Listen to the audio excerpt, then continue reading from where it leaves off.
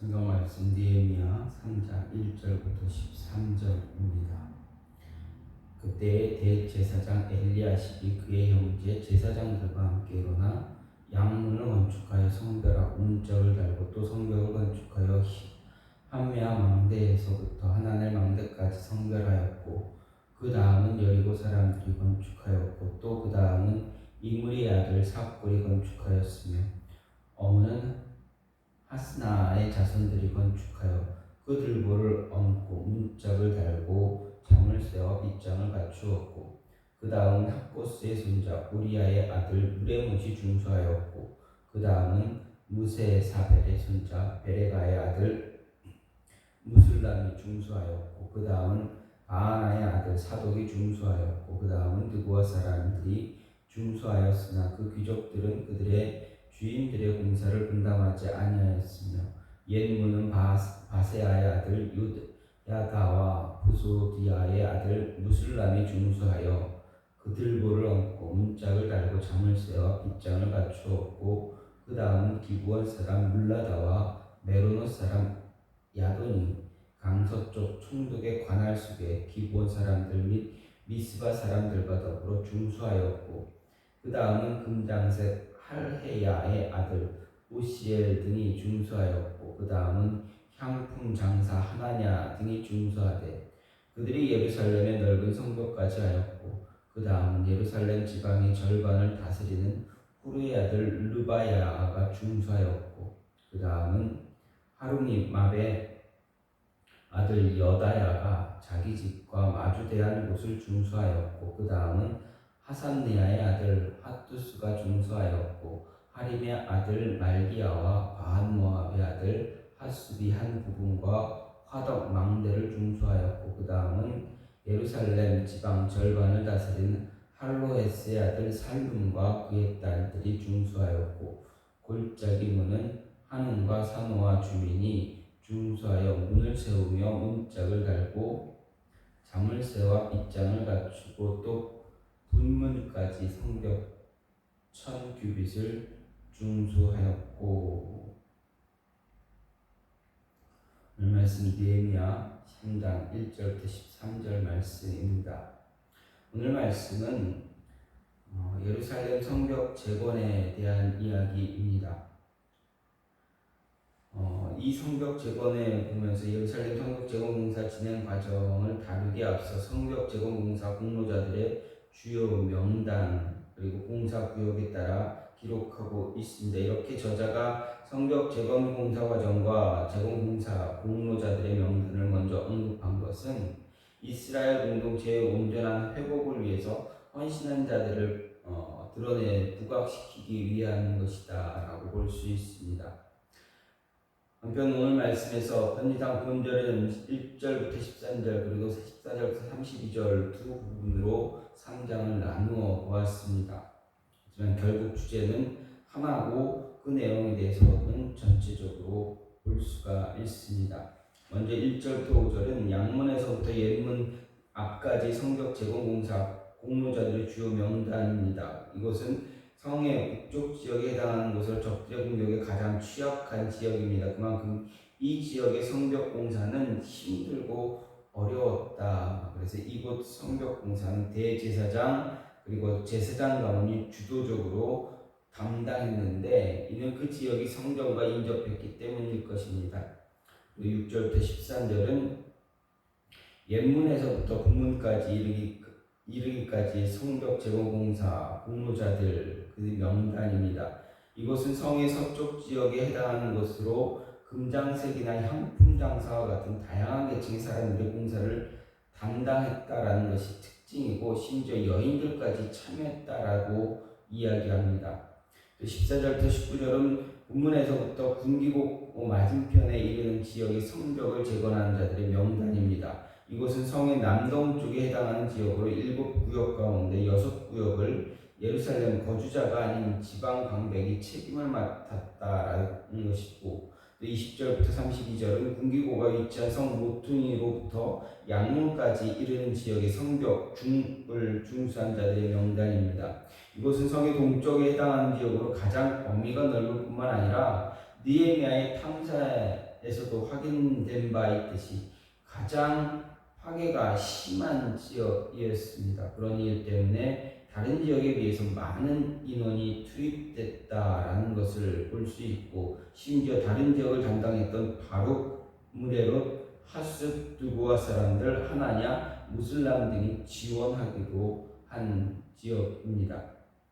한편 BC 586년 바벨론에 의해서 파괴됐던 무너졌던 이스라엘의 수도 예루살렘 성이 이스라엘 백성들의 삶의 중심이었던 성전에 이어 이렇게 다시 중건된 것은 이스라엘 공동체가 외부의 적으로부터 안전하게 보호를 받을 수 있게 되었다라는 것, 그 이상의 의미를 주고 있습니다. 즉 예루살렘 성의 중건은 성전의 재건과 더불어 죄로 말미암아 하나님 심판받아 멸망하고 사로잡혔던 이스라엘이 공동체가 외형적으로 다시 회복되었다라는 것을 보여주고 있기 때문에 그렇습니다.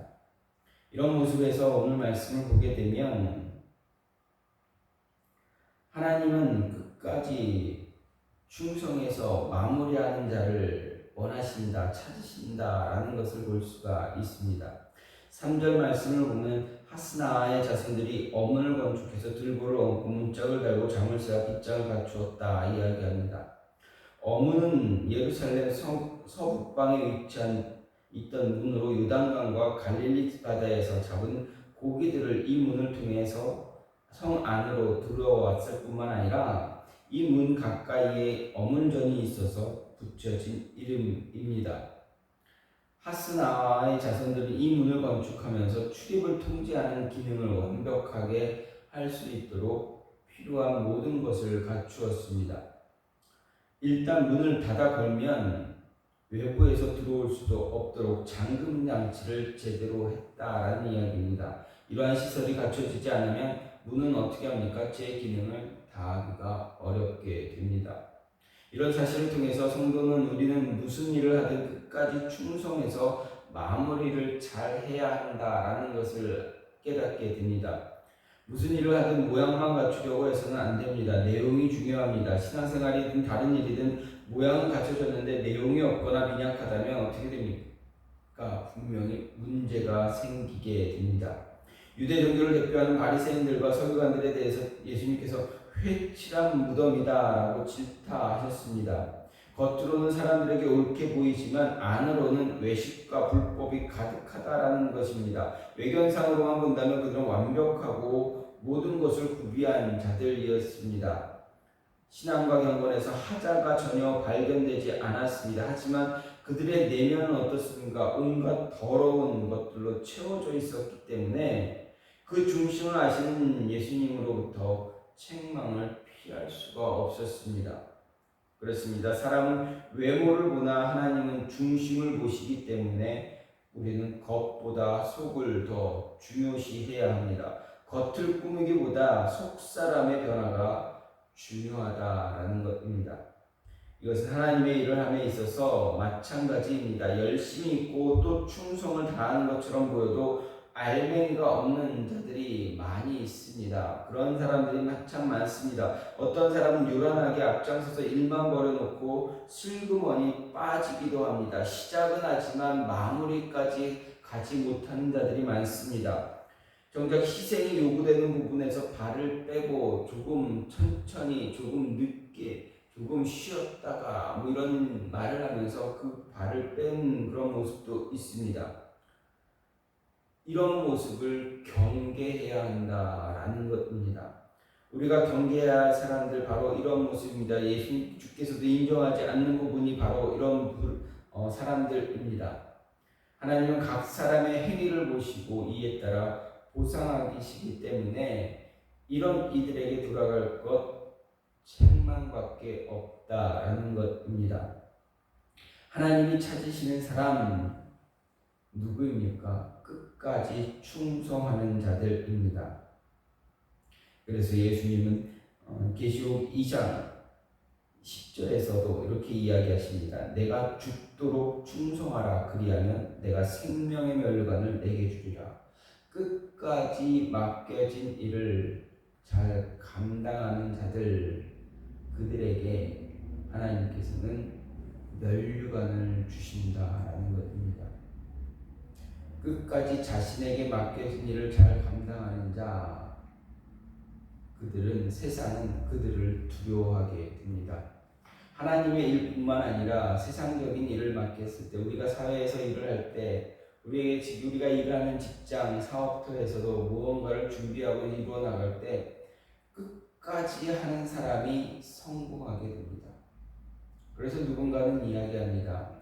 세상에서 성공한 1%, 세상의 1%의 사람들은 끝까지 한 사람들이다 이야기합니다. 왜 그렇습니까? 대부분의 많은 사람들이 중간에 포기하기 때문에 그렇습니다. 중간에 그만두기 때문에 그렇습니다. 따라서 끝까지 가는 사람, 그 사람들이 세상의 1%에 해당하는 사람들이다 라는 것입니다. 어떻게 보면 세상에서 성공했다라고 하는 사람들, 그들을 보게 되면 포기하지 않은 사람들입니다. 어떤 힘들고 어려운 일이 있을지라도 포기하지 않고 끝까지 했기 때문에 그 위치에 도달하게 된 것입니다. 세상에서 원하는 사람도 이러한 사람입니다. 끝까지 가는 사람 원합니다. 중간에 포기하거나 물러서거나 하차하는 사람이 아니라 끝까지 가기를 원하는 사람, 그런 사람들을 원합니다. 하나님도 역시 동일합니다. 우리에게 맡겨진 일을 끝까지 하는 사람, 끝까지 하는 자, 그들에게 이야기합니다. 그래, 잘했다, 착하고 충성된 종아, 내가 생명의 면류관을 내게 주겠다. 내가 너에게 5골을 맡겼는데 참 잘했다. 내가 너에게 10골을 맡기겠다. 분명하게 예수님도 비유로 말씀하셨습니다. 끝까지 최선을 다하는 자에게 하나님은 더 큰 것을 맡기신다라는 것 잊지 마시고 끝까지 충성할 수 있는 그런 모습이 저와 여러분 안에 있기를 간절히 소망합니다. 또한 오늘 말씀을 보면서 생각할 수 있는 것은 하나님은 우리에게 각자의 몫을 주시고 감당하게 하신다. 그 사람 한 사람에게 맡기신 그 본분이 있다. 그것을 감당하게 해 주신다라는 것입니다. 11절 말씀을 보면 하림의 아들 말기야와 바한-모압의 아들 핫숲이 성벽의 한 부분과 풀무망대를 중수한 사실이 나옵니다. 말기야는 여호와의 왕이라는 뜻인데 그의 직업이 무엇이었는지 정확히 알 수가 없습니다. 또한 핫숲은 그 이름의 뜻이 분별력이 있다. 이것도 레위인 제사장이었을 것으로 추정되고 있습니다. 이들이 중수한 풀무망대의 망대는 성의 서쪽 성벽 중간 지점에 위치했던 것으로 원래 북서쪽 성문을 방해하기 위한 세워진 것입니다. 여기서 생각해보고자 하는 것은 예루살렘 성을 중건하는 일에 참여했던 모든 사람들은 지역적인 안배를 제외하고는 모두 각자의 몫에 따라 최선을 다했다라는 사실입니다. 누구 하나 자기가 맡은 부분에 대해서 불평하는 일이 없었다라는 이야기입니다. 물론 여기에는 느헤미야가 경제적인 능력이나 기타 다른 여러 가지 사실을 고려해서 역할을 분담시킨 정도 도움이 되었을 것입니다. 하지만 예루살렘 성이 52일이라는 단기간에 세워질 수 있었던 데에는 백성들이 자기가 맡은 부분에 자기의 능력에 따라 묵묵히 감당했다라는 것입니다. 그만큼 헌신했다라는 것을 볼 수가 있습니다. 자신에게 맡겨진 일을 감당하지 않고 그냥 하다가 중간에 힘들어서 멈추고 이런 모습이 없었다라는 것을 보여줍니다. 우리에게 맡겨진 하나님의 일을 함에 있어서 취해야 할 기본적인 태도가 무엇이냐, 오늘 이 말씀을 보면서 알 수가 있습니다. 그저 맡겨진 일이 있으면 끝까지 묵묵히 갈 수 있는 그 모습이 필요하다라는 것입니다. 은사의 종류라든지 분량은 하나님이 정하십니다. 그것은 우리 개인의 의사와 전혀 무관할 수 있습니다. 따라서 우리는 개의치 말고 주어진 것들에 최선을 다해야 됩니다. 나에게 주어진 일, 어떤 일이든 그거 큰 일이든 작은 일이든 크고 작은 것 상관하지 말고 개의치 하지 말고 맡겨진 것, 주어진 일, 중요한 일이든 사소한 일이든 나에게 맡겨진 것이 있다면 최선을 다해야 한다. 끝까지 가야 된다라는 이야기입니다. 우리는 자신의 몫이 하나님의 판단 아래 주어진 것임을 알고 불평하지 말아야 합니다. 분량이 적다고 시시하게 생각하거나 분량이 너무 많다고 투덜거리는 것 바른 태도가 아닙니다. 하나님은 성도 우리에게 달란트를 맡기실 때 언제든지 한 원칙을 적용하시는데 각자의 재능대로 주신다라는 것입니다. 예수님은 각각 그 재능대로 주시되 분에 넘치게 주시는 법도 없고 능력이 훨씬 못 미치는 것을 주시지도 않습니다. 즉 모든 것을 아시는 예수님께서 하나님께서 적절히 판단하시고 주시는 것이기 때문에 감사히 여기고 최선을 다해야 한다는 것입니다. 예수님께서 비유로 말씀하셨던 달란트 비유도 어떻습니까? 5달란트, 2달란트, 1달란트 맡기실 때 어떻게 하실까? 그 사람의 재능대로 맡기신 것입니다. 왜 나는 1달란트밖에, 누구는 5, 누구는 2, 왜 나는 하나인가? 이 하나 갖고 무엇하지? 하고 그저 땅에 묻어두는 그런 어리석은 모습 갖지 말라라는 것입니다. 주신 것, 맡기신 것이 있다면 그것 가지고 일이 되든 안 되든 열심히 최선을 다해서 시도하는 것입니다. 그리고 끝까지 가는 것입니다. 중간에 멈추지 않고 끝까지 가는 것입니다. 최선을 다하면, 최선을 다할 때 하나님께서 도우신다라는 것입니다. 힘을 주십니다. 지치지 않게 해주신다라는 것입니다.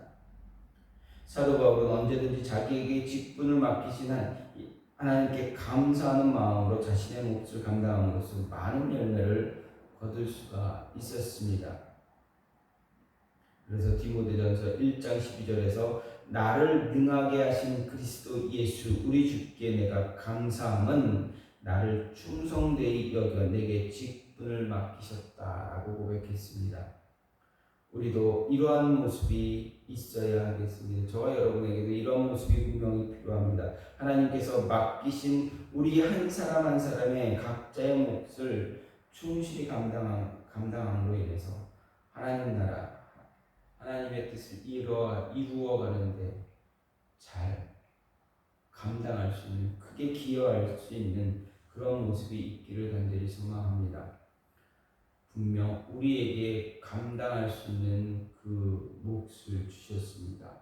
재능을 우리에게 맡기신 것은 우리가 할 수 있기에 우리에게 알맞게 주어주신 것임을 잊지 마시고 불평불만보다는 최선을 다해 열심을 다해 이루어가는 그 모습이 필요하다라는 것입니다.